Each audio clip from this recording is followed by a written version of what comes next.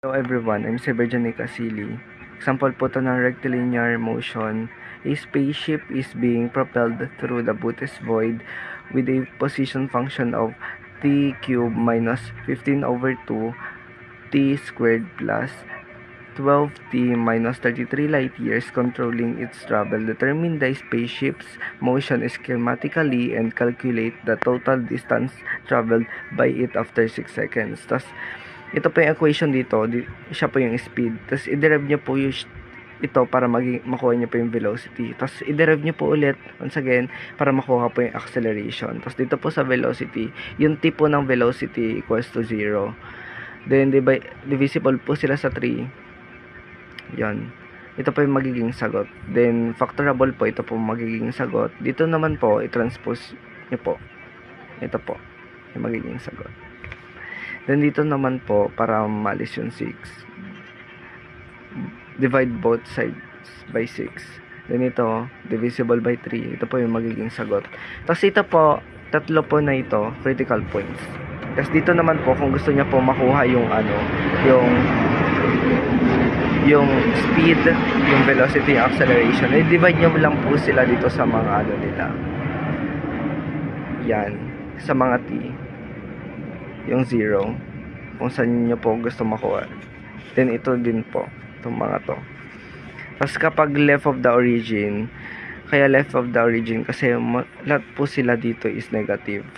Then moves to the right kasi positive, moves to the left po kasi negative po yung velocity. Tapos speeding up po kasi parehas po yung yung velocity and the acceleration yung signs po nila. Tapos kapag magkaiba naman po like this, slowing down.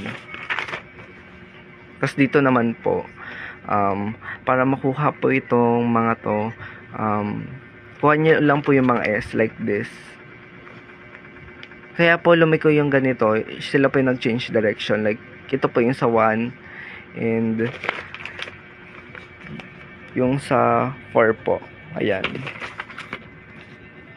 Then ito, dire-diretso na sila kasi wala ng critical points.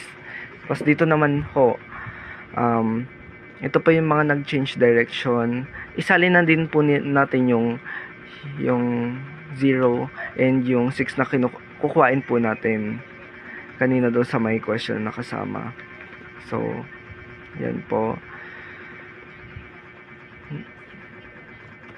Then, i-substitute nyo po kung ano yung S po nila. Yan. Ito po yung magiging kalalabasan ito. Minus times minus equals positive, kaya ganyan. So ito po, simplify nyo na lang po. Ito po yung magiging kalalabasan po niya. Tapos ito magiging plus po siya kasi wala pong time na negative, ganon.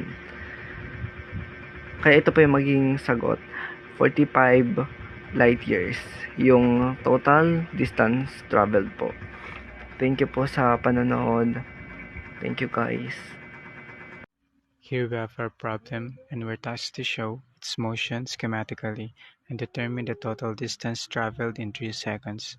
So first, let's get the position function given as our distance, the velocity, and acceleration, which is the first and second derivative of the distance. To get the critical points that we need, we just have to equate this both to 0, and we'll have t equals 2, t equals 1, and t equals 3 over 2. And now to the table that will help us determine its motion. Here we have the time and distance. We just have to substitute these times to our function, and we'll have the distance correlated to it. For example, 1 to the function will have 5. The conclusion part, that will be our guide to the motions graph, as it describes the origin, the direction of the movement, the acceleration, if it's slowing or speeding up. Let's look at the graph here.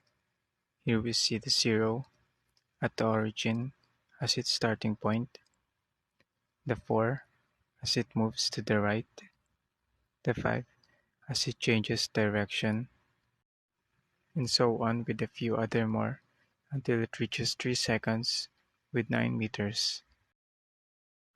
To find the total distance traveled by the ball, we just use this formula that we got from the motion, calculate everything, and we'll be left with 11 meters.